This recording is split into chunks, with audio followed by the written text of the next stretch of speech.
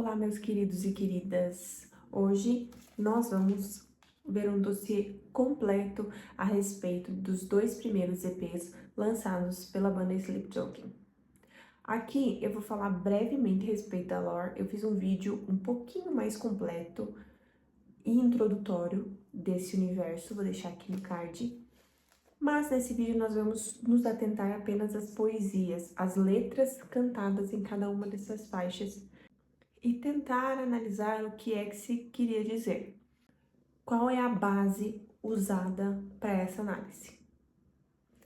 A minha opinião. O aspecto mais interessante da arte é que cada um vai compreender a partir das suas próprias vivências. Seja uma poesia, uma música, as artes plásticas em geral, um recital de dança. Por mais explícito que aquilo esteja escrito, cada um vai interpretar ainda a partir da sua própria vivência e do seu repertório de uma forma geral. Então, para começar, quem é Sleep Token, né? Essa banda aí misteriosa. Basicamente, Sleep é uma entidade que supostamente apareceu em sonho para Vessel One, pedindo a vida dele. E Vessel cede a sua vida para que ele seja um vaso, que é o significado da palavra vessel, para trazer essa entidade à luz. Não à luz, mas para tornar essa entidade conhecida no mundo. A entidade promete diversas coisas para Vessel, Vessel aceita, então inicia um relacionamento entre os dois. Tem muitos vídeos por aí, não tantos em português, a respeito da lore, baseados muito mais em simbologia, em teorias da conspiração feito por fãs e pesquisadores e tudo mais. Mas sobre o que a banda realmente tenha dito, é muito limitado esse acervo de informações que a gente tem. Vale a pena você explorar e desenvolver suas próprias opiniões a respeito. E assim, quando a gente fala em Sleep Token, a gente fala sobre simbologia completamente. Tudo tem um significado. Nada é por acaso. Eu suponho que a pessoa por trás desses pensamentos e dessas composições e dessas direções de arte seja uma pessoa extremamente apaixonada por arte mesmo. Arte, literatura, mitologia, que seja, assim, um gênio. Que tem acesso a muita informação e que sabe criar uma narrativa. E a minha opinião é que essa pessoa, esse grupo de pessoas, usa dessa narrativa, dessa mitologia, para se ofuscar.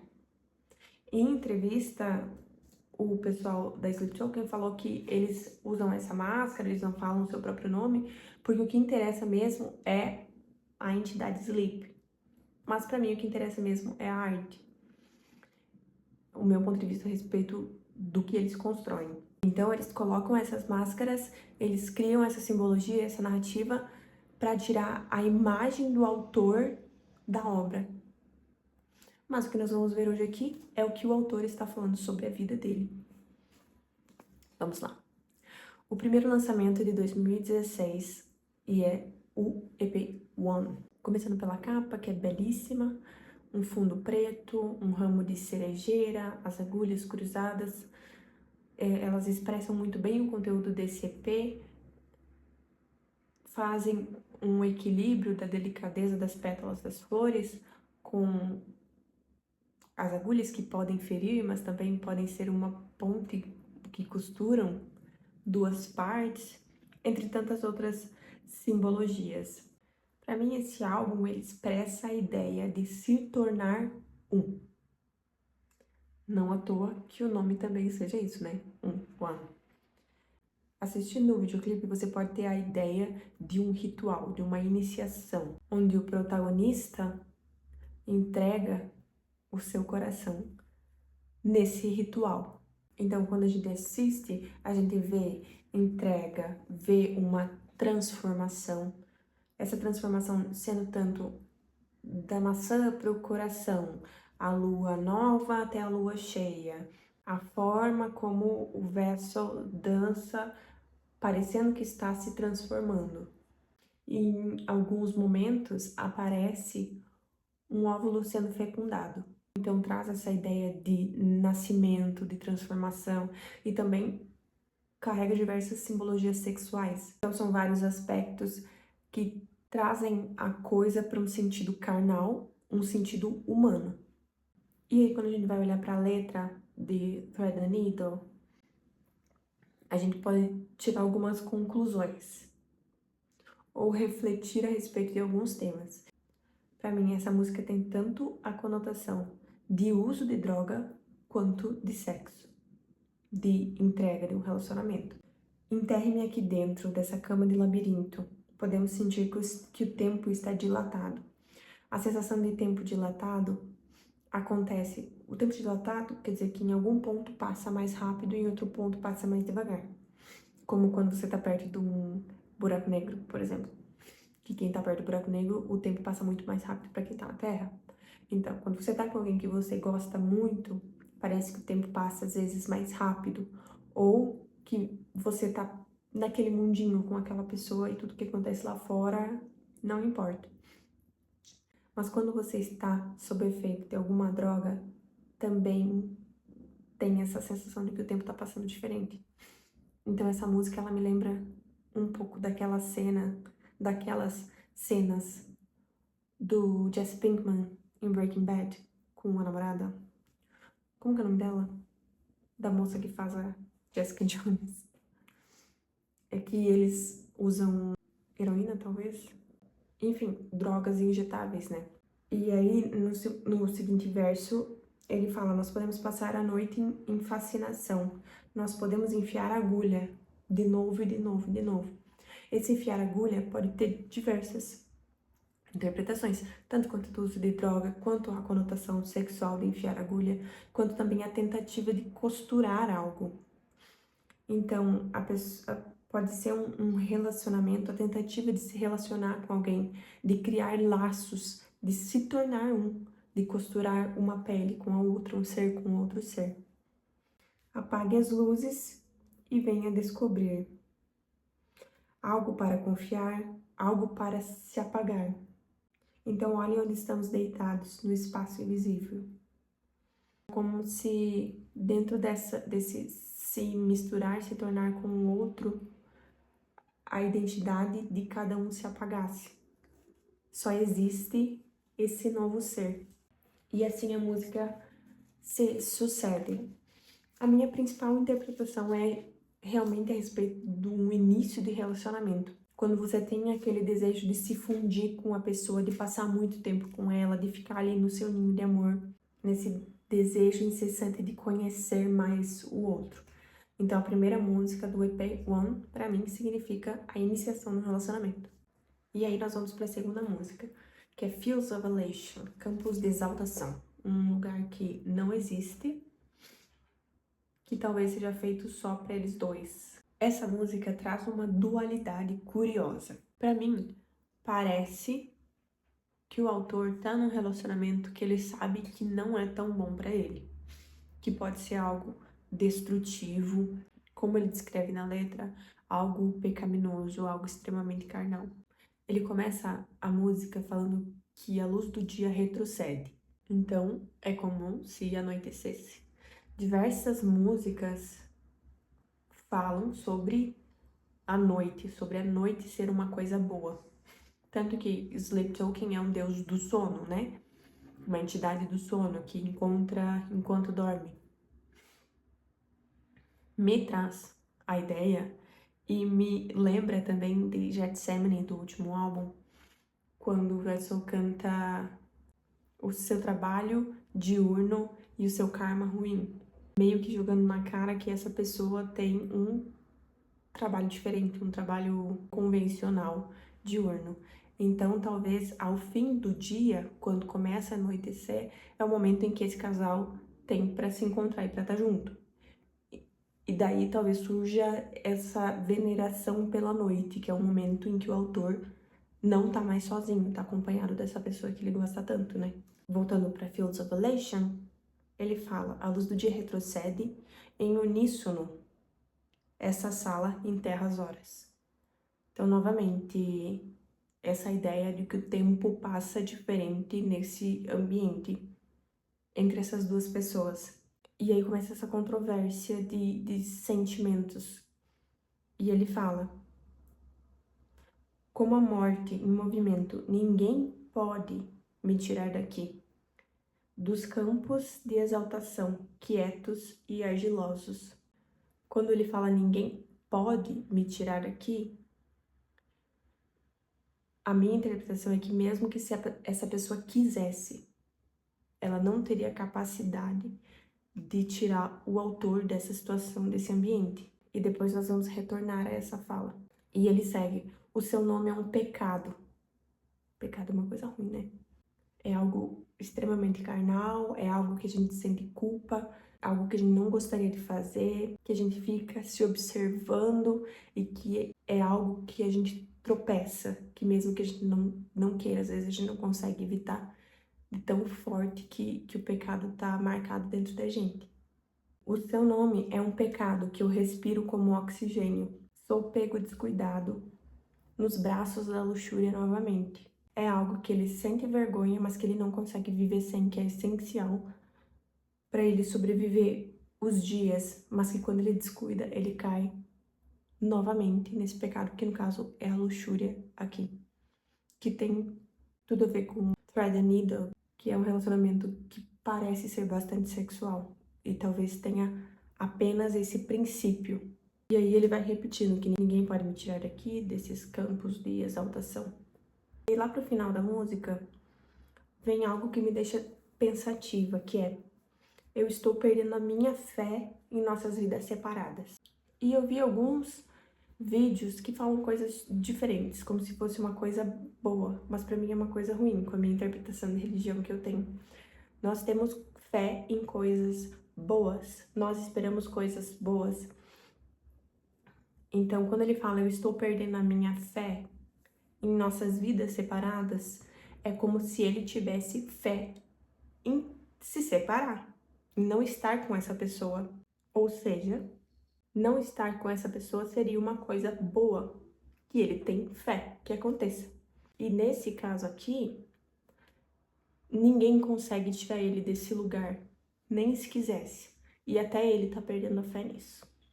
E aí eu misturo os conceitos da primeira faixa com a segunda e me traz a ideia também da interpretação do amor como uma droga que você é viciado.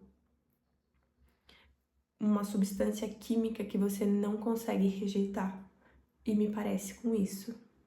Então ele tem essa primeira conexão com a pessoa e ele fica viciado nela, ele sabe que pode ser destrutivo, mas ele não consegue se afastar. E aí nos leva para a terceira música, que é When the Bough Breaks. Numa interpretação aqui mais literal, quando o galho quebra, e tem tudo a ver com a capa, né? Quando o galho quebra e ele fica pendurado, é mais ou menos isso, when the bough breaks. O peso fica tão grande em cima desse galho que ele cede e ele quebra. Mas na canção dá essa ideia de que o galho fica pendurado. Nessa música, o autor compreende que a figura amada não o ama de volta, pelo menos não na mesma intensidade. E o autor não se importa com isso. Ele tá disposto a viver esse relacionamento onde ele ama alguém que não o ama de volta, desde que essa pessoa não minta para ele.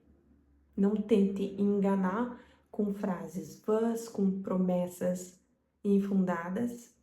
E é uma música que, novamente, me leva a Getsemane.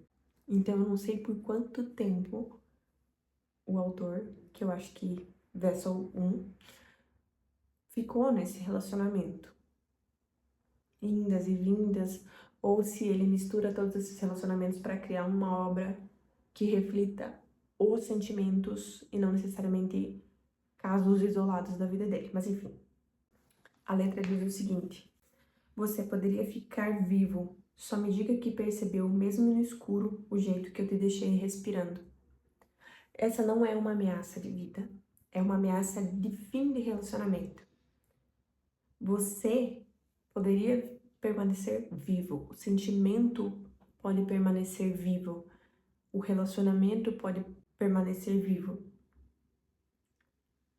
desde que a figura amada perceba todo o esforço que o autor tem feito para que esse relacionamento exista. Às vezes, quando nos tocamos, tudo que amamos é refeito, é recomeçado. É apenas o bastante, mesmo quando corremos com a morte. O autor, ele se contenta em ter intimidade com essa pessoa, mesmo que seja apenas uma intimidade sexual. Então ele tá num relacionamento não equivalente com o esforço que ele faz, mas ele ainda assim aceita, tá? Porque ele precisa dessa pessoa como uma droga. Ele é viciado dessa pessoa. Nós poderíamos ser libertos, fluindo por dias de tristezas. Poderíamos ficar suspensos, mesmo quando o galho quebra. E a minha interpretação dessa estrofe é a respeito de enfrentar o término. Sofrer agora e sorrir depois. Não estender mais esse sofrimento. Eles poderiam ser libertos desses sentimentos negativos, enfrentar o mal e depois viver bem. Mesmo que durante esse período eles fiquem suspensos por um fio da vida, sei lá. E aí ele repete muitas vezes: não minta pra mim, não minta pra mim. Pode ser tanto um pedido encarecido de não minta pra mim, quanto uma ameaça. Logo eu vou falar do segundo EP, que esse Don't Lie to Me, pra mim, soa como uma traição. Fica aí a questão, né? Mas o porquê que eu acho que pode soar como uma ameaça? Pela seguinte estrofe. Ele repete: não minta pra mim, não minta pra mim, não minta pra mim. E aí ele fala: tudo que tocamos transforma água em sangue. Você tenta desviar o olhar, mesmo quando o galho quebra. Você realmente não me ama, você apenas odeia ficar sozinho. Não minta pra mim.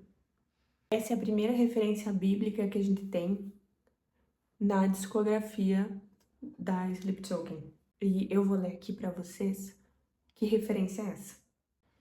Em Êxodo 7:17, Deus instrui Moisés para falar para Arão o seguinte: assim diz o Senhor, nisso saberás que eu sou o Senhor. Eis que eu, com essa vara que tenho em minha mão, ferirei as águas que estão no rio, e elas se tornarão em sangue. E essa é como uma ameaça, é algo, uma das pragas do Egito, que Deus mostra o seu poder, mas que não é algo muito benevolente, mas quase como uma ameaça.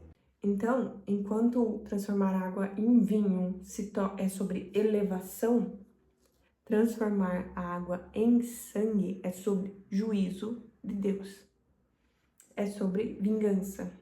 Então, ele repete ali várias vezes: não minta pra mim, não minta pra mim. Depois ele complementa com uma frase que soa como uma ameaça. Então, essas três músicas, Thread the Needle, Fields of Elation e When the Bow Breaks, formam um EP, uma trilogia sobre conhecimento, ascensão e queda. Então, na primeira faixa, a gente tem a entrega, essa conexão, esse desejo de estar junto, esse fascínio. Na segunda, a gente tem o despertar para o pecado, um certo isolamento e uma tentativa de fuga, digamos assim. E no terceiro, a gente encara uma ruptura, uma tentativa de uma ruptura a partir de mentiras e revelações da real face desse amante, ok? E aí nós vamos para o segundo EP, que é o Two, não ironicamente. Esse EP, ele já tem um conceito um pouquinho mais elaborado, então deu para aprofundar um pouco mais na lore, na narrativa, a respeito desses temas. Então dá a sensação que ele foi um pouco mais pensado na sua construção. Esse EP é um pouquinho mais brutal. A sonoridade dele eu não gosto, mas vamos lá, estamos aqui para analisar, não para dar a minha mera opinião a respeito da musicalidade desses álbuns, tá? Esse EP, veio no ano seguinte, em 2017. Cada uma das faixas apresenta como a sua capa um templo religioso. Que isso dá muito mais pano pra manga pra essa lore aí de divindade e tudo mais. Mas templos sagrados onde o ser humano frequenta para encontrar o divino, né? Então nós temos um templo do hinduísmo, outro do cristianismo e outro do judaísmo. Mas vamos para a primeira faixa, que é Calcutta. Calcutta. Como fala? Calcutta. E essa música é sobre o término do relacionamento. Então, enquanto o nosso narrador passa por esse processo de descoberta e desejo do término, a gente conclui com a primeira faixa desse EP que o término de fato aconteceu e que ele tá muito triste por isso. A letra fala sobre essa pessoa estar dormindo e sonhando com a pessoa amada e que quando ele acorda, ele encontra um vazio. Eu estou preso, emaranhado, embrulhado, em pedaços, tropeçando, e o tempo voltou a viver. Por um momento, as peças desaparecidas me encontram. Ao que parece, esse momento em que ele acordou e que ele se deu conta de que tudo aquilo foi só um sonho, aquela coisa boa, aqueles pedaços que se encaixaram no lugar, não é realidade. Então ele tá destruído, assim. Ele tá preso em pedaços. Tá na bad. Ele tá na bad. Eu suo e sofro por seus olhos e a maneira como você respira. E eu acordo dizendo seu nome. Você é mais do que uma crença calorosa, derretendo em direção ao céu, mais do que o silêncio quebrado. E eu estou inteiro de novo. Apenas por um momento. Até amanhã chegar. Ele tá falando aqui que é mais do que um desejo, é realidade naquele momento do sonho, né? Quando ele dorme, ele vive aquela realidade que é a antiga realidade dele do relacionamento e que é algo confortável, é algo gostoso, mas quando ele acorda, ele se depara com a realidade. Tem essa parte que eu não entendo muito bem, que é, ela disse que é melhor você acreditar, e eu disse, você não sabe. Ela disse, é melhor você acreditar, e eu disse, você nem sabe. Então, não sei se esse é um diálogo que acontece no sonho, em que essa pessoa amada afirma que ele tem que acreditar que aquilo que tá acontecendo no sonho é real. E aí ele repete as frases do refrão, né? Sobre o sonho. E dessa música a gente parte para uma das músicas mais brutais, assim, que eu já vi. A letra é pesada, mas a sonoridade não é pesada. É algo que me deixa preocupada bastante com o que aconteceu recentemente com o caso David, sobre ele falar explicitamente sobre o desejo de desviver uma pessoa e essa pessoa apareceu desvivida no porta-malas dele, né? Mas enfim, licença poética para ameaçar as pessoas de morte, né? E aqui é uma ameaça real. Então a gente teve no EP anterior uma espécie de ameaça da ira de Deus, desse Deus cristão, e aqui na faixa chamada Nazaré, que é de onde Jesus Cristo vem, para expressar essa atitude de vingança, como se ele estivesse fazendo algo divino. Algo interessante também de se pensar é que quando as pessoas começaram a falar que Jesus era Messias, isso está na Bíblia, agora não sei onde, mas quando as pessoas começam a falar que Jesus é de Nazaré, Messias é de Nazaré, as pessoas debocham e falam, poderia algo bom vir de Nazaré? Porque eles tinham essa crença que Nazaré era o pior lugar. Então, faz sentido também, aqui dentro dessa música, ser tanto a ira de Deus, quanto algo ruim que venha de Nazaré. Mesmo que Jesus não seja ruim, tenha vindo de Nazaré justamente para provar ao contrário, tá? Não sei se eu vou conseguir ler aqui a letra. Eu vou tentar deixar ela o menos explícita possível, porque ela é extremamente explícita sobre o que ele quer fazer com essa pessoa, tá? Então ele fala assim: eu vou te ver quando a ira chegar. E essa ira aqui, wrath, é a mesma palavra usada para falar da ira de Deus. E a ira de Deus é vingança, é justiça, né? Então, como se ele fosse possuído por uma divindade responsável por fazer esse equilíbrio natural. Então, eu vou te ver quando a ira vier, batendo na porta do seu quarto com dinheiro. O dinheiro, ele geralmente fala sobre relação de poder. Nesse caso, eu também acho que seja como um acesso a essa pessoa. Então, talvez essa pessoa faria qualquer coisa por dinheiro, tanto receber o seu ex-namorado que tá agindo de forma violenta, mas que a pessoa deixaria entrar porque estaria oferecendo dinheiro. Então, uma pessoa fácil de comprar. Uma pessoa de poucos valores, digamos assim, morais. Batendo na sua porta com dinheiro, construindo um reino para você. Então, oferecer coisas materiais para essa pessoa para conseguir entrar no quarto dessa pessoa. Basta ter dinheiro e bens materiais para ter acesso. Gotejando da boca aberta, eu vou te mostrar o que você parece por dentro. Nesse caso, pode ser tanto eu vou te mostrar o que você parece por dentro de quem você realmente é, quanto as suas entranhas. Ele vai ir lá visitar essa pessoa. Essa noite, você vai ter a resposta.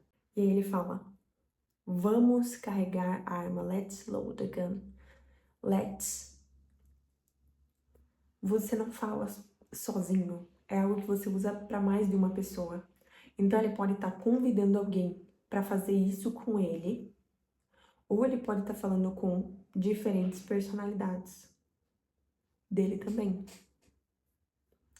Eu às vezes falo assim comigo: vamos lá, Renatinha, fazer alguma coisa. Eu falo, mas eu não tenho dupla personalidade. Mas enfim, é algo para se pensar também, que muitas pessoas quando analisam pelo viés da lore vão achar que o Vessel tá falando com a divindade Sleep. Let's load the gun. Fazer ela comer a fita adesiva no espelho do banheiro. Então ele vai com uma arma e vai amordaçar essa pessoa. Ele tá propondo aqui torturas. Além de ser um crime premeditado e violento, ele quer se divertir com essas atrocidades. Isso é muito doentio. Vamos ver se ela consegue adivinhar o que um ponto oco faz num corpo nu. Ou seja, meter uma bala na pessoa, né? Manifestar a dor no centro do prazer. Eu não acho que tenha a ver com abusos, essa letra, mas com o fato de sentir prazer em ver o sofrimento do outro. De alguma forma querer recompensar essa dor que ele tá sentindo na outra pessoa. E aí ele repete várias coisas, e aí ele fala que ninguém vai sentir a falta dessa pessoa. Então, essa pessoa, ela pode tanto ser insignificante, quanto o autor pode sentir que, tipo, ninguém ama ela como eu, e se ela não vai me amar, ela não vai amar mais ninguém. Tanto quanto uma forma de se reafirmar de que ele não tá fazendo uma coisa ruim, que na verdade ele tá limpando a sociedade. Então, assim, algo para gerar uma violência tão grande, linkado com as outras letras, é que dá essa sensação de algum tipo de traição, sabe? Mas o que não é justificável, né? Essa é uma letra musical, não tem nenhuma fonte, nenhum indício de que isso realmente tenha acontecido. O autor expressa um lado obscuro de si. Eu imagino que deve ser muito difícil e doloroso e muito baixo, assim, muito nojento. Eu acho de um nível, assim, Mas também tem gente que vai dizer que é tudo um simbolismo para acabar com esse relacionamento antigo. Tipo, tem aquela música que ele fala, eu deixei você viver, né? Deixei esse relacionamento existir e agora ele acaba com esse relacionamento, com essa cena atroz, absurda, exagerada, detalhada. E aí nós vamos para a terceira e última faixa dessa análise, que é Jericho, não sei como fala, Jericho, que tem um ponto oposto ao que fala em Calcutta, porque enquanto na primeira faixa a paz estava em dormir, agora a paz está em estar acordado. Ele faz essa atrocidade com certa pessoa que ele amava e agora ele tem pesadelos. Vamos à letra. E ela fala assim: percorro como água salgada antiga, eu afundo como pedras preciosas. Até eu acordar, eu janto com encontros antigos. Ele tá falando aqui, a minha percepção é, quando fala em água salgada antiga, é uma água parada. E ele afunda nessa água. E até que ele acorde, ele fica jantando com fatos do passado. Ele fica remoendo, ruminando coisas do passado. Que pode ser tanto esse relacionamento como o fim que ele deu nesse relacionamento. E logo ele parte pro refrão, que é: você tem gosto de carne nova. Diga meu nome novamente. Então, é como se quando ele acorda, ele tá dentro de um novo relacionamento, que é como uma carne nova. E por que que eu acho que ele tá num novo relacionamento? Porque na sequência ele fala: eu guardo segredos no suor. A gente sua muito quando dorme. Eu engulo anos debaixo dessa cama. Até eu acordar, eu janto com encontros antigos. Então, ele esconde segredos. Jericó é muito famosa por suas grandes muralhas, barreiras. Então, é como se existisse uma muralha entre o autor e esse novo amante, esse novo relacionamento. E aí, tem essa parte que é bem gostosinha da música, que é There's something in the way you lay. Algo na forma como você se deita, suficiente para fazer os mortos trocarem de túmulos. Você se despede. Então é um relacionamento que não é sério. E aí, quando fala em água salgada parada, eu tenho a impressão que o autor ficou bastante tempo sem se relacionar com alguém. E aí ele tem essa sensação de carne nova, mas essa pessoa se despede. Então eles têm um relacionamento meramente sexual, porque ele fala, tem alguma coisa na forma que você se deita. Não é na forma como você fala, na forma como você, sei lá, qualquer coisa, é na forma como você se deita. Então ele tá atraído por essa nova pessoa apenas por isso. E ela se despede e vai embora. Algo casual. Mas ele está propenso a repetir os mesmos erros e se entregar facilmente por essa pessoa, porque o autor se coloca um nível abaixo, porque assim como na outra canção ele fala que está disposto a viver um relacionamento onde ele não é amado de volta, nesse aqui ele olha para a pessoa que é meramente casual e ele se sente indigno. Ele fala assim: as minhas mãos não são dignas. Até eu acordar, eu janto com encontros antigos. Então, essas mesmas mãos que causaram o mal na canção anterior são as mãos que tocam essa carne nova e que ele não se sente digno. Ainda que não tenha acontecido essa brutalidade da música anterior, ele ainda assim se coloca numa posição extremamente inferior, mas que se a pessoa quiser, ele está disposto a servir ela também. De uma forma resumida, Essa segunda trilogia fala sobre término e decepção, ira, vingança e memórias e traição. E o terceiro sobre passado, engolir segredos e tentar de novo se relacionar com outra pessoa. Mas continuando revivendo as memórias no passado. A minha conclusão é que o autor tem certas síndromes de inferioridade, se relaciona com pessoas que não fazem tão bem para ele, porque ele não suporta estar sozinho. Quando ele fala que a outra pessoa não o ama, só não quer estar sozinho, e ele ainda assim quer ficar com uma pessoa que o trata assim, é um sinal de que ele também não consegue ficar sozinho. Em outras músicas mais recentes, a gente vai conseguir ter acesso a quais são esses traumas de fato que estão aí enraizados. Mas é uma pessoa que sofre possivelmente de uma forte depressão, de uma ansiedade, que pensa muito a respeito do relacionamento, se autoanalisa bastante, sabe que está em situações destrutivas e ainda assim não consegue sair. Essa é a minha análise, tá, a respeito dessas 6 faixas.